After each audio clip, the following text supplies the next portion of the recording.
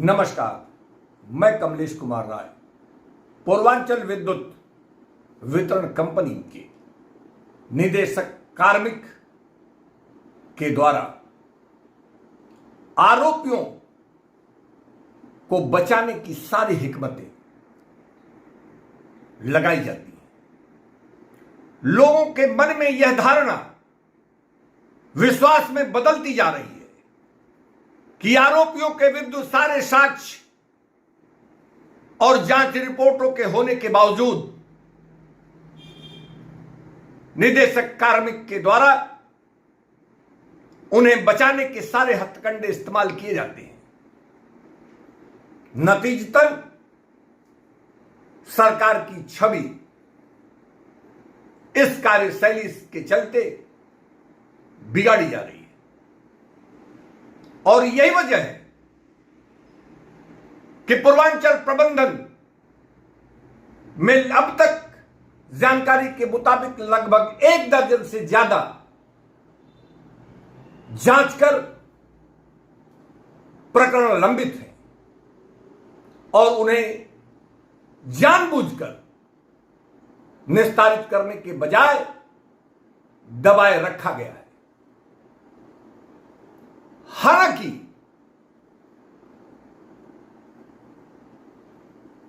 तत्काल में पूर्वांचल में आईएएस शंभू कुमार की तैनाती बतौर एमडी प्रदेश सरकार के द्वारा की गई है। बिहार प्रदेश के बेगूसराय के रहने वाले 2010 बैच के आईएएस अधिकारी शंभू कुमार एक तेज तर्राक आईएएस अधिकारी माने जाते हैं। हम उनसे उम्मीद कर सकते हैं कि आने वाले दिनों में उनके द्वारा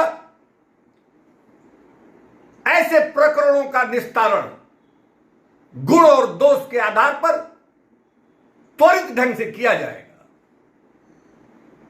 लोगों के द्वारा यह भी कहा जा रहा है कि नए एमडी के द्वारा डायरेक्टर कार्मिक के द्वारा प्रस्तावित प्रकरणों को सूक्ष्मता से उनका परीक्षण करने के बाद ही निर्णय लेने की जरूरत है। हाल ही में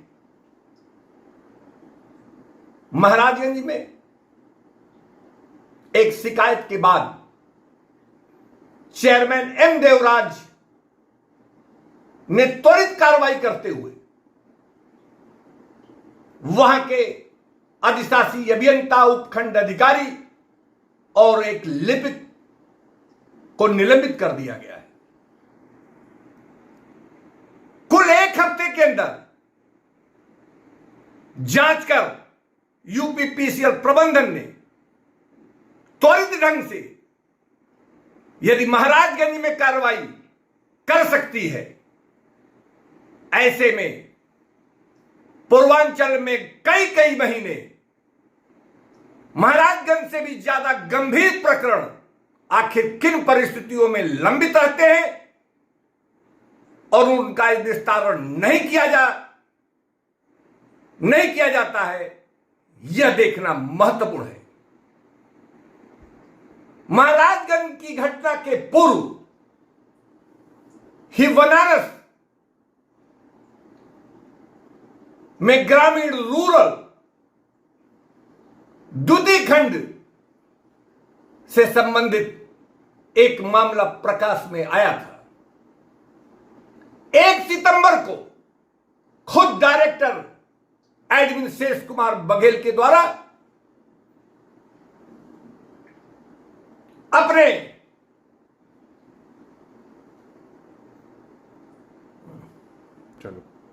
ग्रुप में इस बात का खुलासा किया गया था कि संबंधित खंड में एक लाइन की शिफ्टिंग की जा रही है। डायरेक्टर एडमिन के इस खुलासे के बाद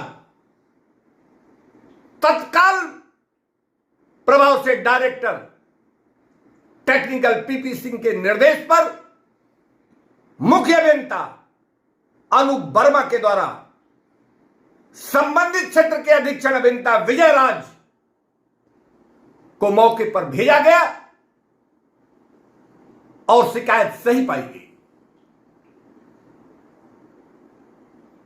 विजय राज की अध्यक्षता में 2 सदस्यीय कमेटी का गठन किया गया। दोनों 2 सदस्यीय कमेटी के द्वारा 1 सितंबर को ही अपनी जांच रिपोर्ट डायरेक्टर एडमिन को दे दी गई, लेकिन उस पर गंभीर सवाल उठाए गए। डायरेक्टर एडमिन ने इस जांच रिपोर्ट को संदिग्ध मानते हुए 24 घंटे के अंदर दूसरी जांच रिपोर्ट तलब की गई। 5 सितंबर को ही जांच अधिकारी विजय राज के द्वारा दी गई रिपोर्ट पर अपनी संस्तुतियों के साथ मुख्य अभियंता अनूप वर्मा और निदेशक टेक्निकल पीपी सिंह के द्वारा संस्तुतियों के साथ डायरेक्टर एडमिन को जांच रिपोर्ट भेज दी गई। तब से लेकर आज तक लगभग महीने भर से ज्यादा समय होने के बाद भी इस पर कोई कार्रवाई नहीं की जा रही है। सवाल उठना लाजमी है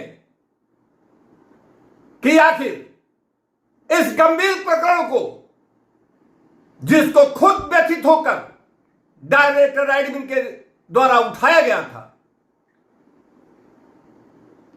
जांच रिपोर्ट आने के बाद उनके द्वारा इस पर क्यों चुप्पी साध ली गई। सवाल यह भी है कि क्या इसमें आरोपियों के साथ कथित रूप से मिलीभगत कर पूर्व में हुए कारनामों की तरह इस जांच रिपोर्ट को भी दफनाने की बात चलाई जा रही है। सूत्रों का यह भी कहना है कि डायरेक्टर एडमिन के मन में शुरुआती दौर में इस बात की शंका थी कि जांच अधिकारी विजय राज और मुख्य अभियंता अनूप वर्मा के द्वारा मिलीभगत कर डायरेक्टर टेक्निकल को विश्वास में लेकर आरोपियों के पक्ष में रिपोर्ट दी जाएगी, लेकिन ऐसा नहीं हुआ। जांच रिपोर्ट और संस्तुतियों में बाकायदे जहां अवर अभियंता को निलंबित करने और एसडीओ और अधिशासी अभियंता को चार्जशीट देने की बात कही गई, वहीं डायरेक्टर टेक्निकल के द्वारा तत्काल प्रभाव से एसडीओ और अधिशासी अभियंता को प्रशासनिक स्थान आधार पर स्थानांतरित करने की भी सिफारिश की गई। लेकिन समझ से परे है कि इन तमाम संस्तुतियों के बावजूद निदेशक एडमिन के द्वारा इसे अब तक क्यों दबाए रखा गया है और उस पर कार्रवाई क्यों नहीं की जा रही है, यह देखना महत्वपूर्ण होगा। उपभोक्ता मंच के लिए आज बस इतना ही। नमस्कार।